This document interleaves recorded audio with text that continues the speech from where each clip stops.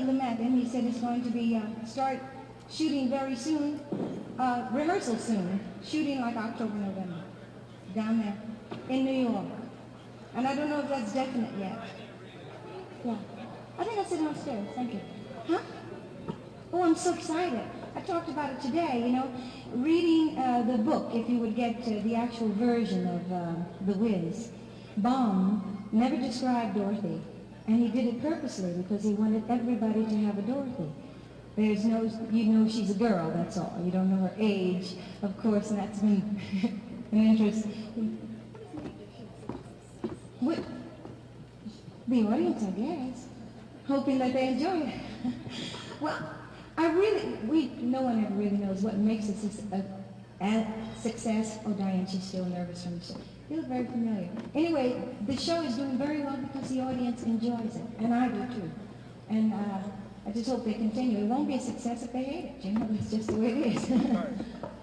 But we do a lot of things in the show. It's a full show, and it's kind of about me without being about me. You know, it is and it is not.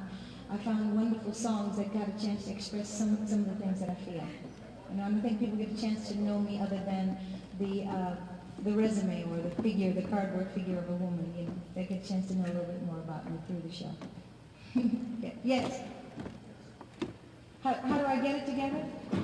I'm an idea person. Every once in a while I see something that just makes me feel good, or I get some kind of feeling from it, and I hold on to it.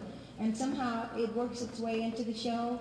Say like some of the songs I did from Sesame Street since I started having children. I spent time with that and a lot of children programs. So that's in the show too, not just Sesame Street, but a story about The Point, which I realized has more to do, it's interesting to adults as well as children.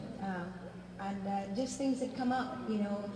Since I did Lady Sings the Blues, I found out about a lot of other ladies and what their lives were like and what was show business like that time. And I started thinking of myself as a black book of some kind, you know, of all the ladies that's gone before me, what their lives were like, and they made it possible for me to be. And I involved them into the show as well, you know. Yeah, lyrics and music, you know, and a little bit of interpretation. I don't try to imitate anybody. Of course, I can't be Bessie Smith, who would give, well, I must say that my special that's coming out very soon, March 6th, I did get a chance to actually make myself look like these ladies, you know, in certain ways. Yeah.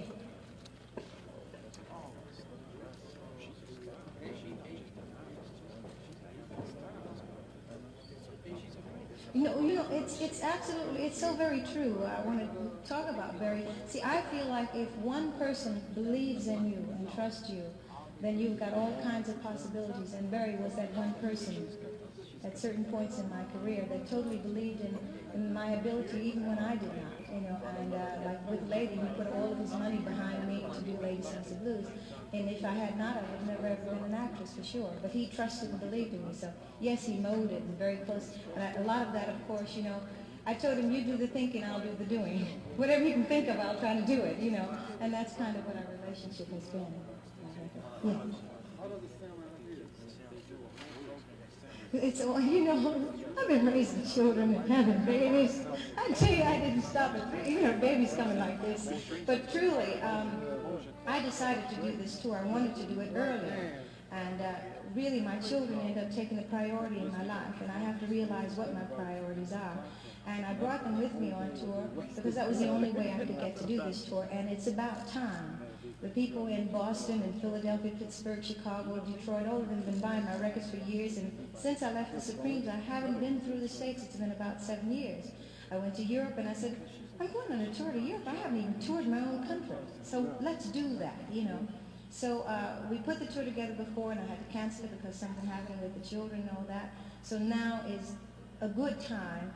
Pretty soon they'll be starting regular school, and I won't be able to take them out, you know, so they can be with me now with teachers, and we can learn about Boston, we can learn about New York or whatever, and it can be valuable to them. But I don't know how often I'll be able to do extensive tours like this, you know, because I'm a mommy.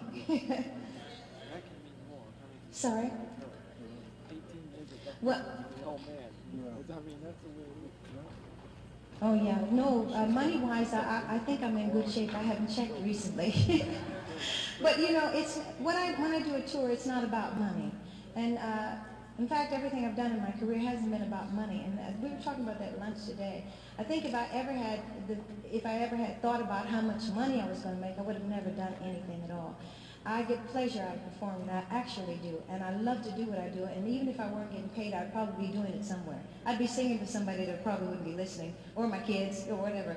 But I'm lucky because I get a chance to make money at what I enjoy best. I really do. Yeah. Sorry? Did you notice? Well, they're really getting an incredible education from it. You know, they're learning to mix with people and not be frightened. They're very open. They express their feelings. Yesterday on the plane, we decided that it's time for us to try to act like young ladies and not use our outside voice inside the airplane. You know, but it's an educational thing for them, and they're enjoying it. And I can tell when they're happy and unhappy, and they're happy. So, well, I had, what kind of advice? You know, it's so heavy. All of a sudden I realize I'm giving advice to people that things might be important in their lives. Well, I was going to do what I was going to do it the best that I could, you know. As a child, I did lots of different jobs. I was the kid in the family that the mother called jack of all trades and good at none, you know. I did lots of different things, and I was always out there doing things and learning things, but I committed myself to show business, I think, right after I graduated, or right before I graduated from high school, and I realized if I didn't study real hard, I wouldn't. So I think commitment, dedication, study. Too many. No, the guy. You know, it's so funny. I've been talking about my responsibility. I have a responsibility as somehow when things start to go well and you are successful, you do have a responsibility not just to yourself. It starts first with here. And I think my family comes second, my career maybe third. But all the people in there, and I like the idea of holding on to that. I do that on the stage. My girls they already have their femininity. They want beauty and lipstick and things, and it's super because I married the other day, and I don't know if he's as clear as I am about what makes things work, and it's not just the product or the talent. It's something very intangible that we cannot really hold on to. It's that little bit of magic, that little bit of energy or vibrations or whatever you call it. Stevie has a lot of it, you know. I'd like to give some of what Stevie has, you know. It has a lot to do with loving, a lot to do. I spend a lot of time talking to Stevie. I don't spend as much time with Marvin. He hides a lot. We can't find him. But it's not just the product. Because there's a lot of good product out there. It's not just the talent.